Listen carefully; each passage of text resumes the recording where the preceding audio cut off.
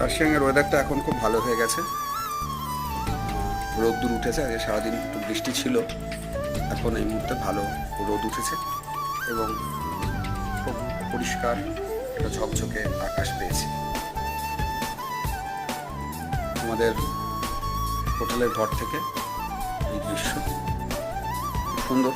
যেখানে আছি আমরা, কাইজার ভ্যালি হোটেল, এখানে এসে আপনারা থাকতে পারেন।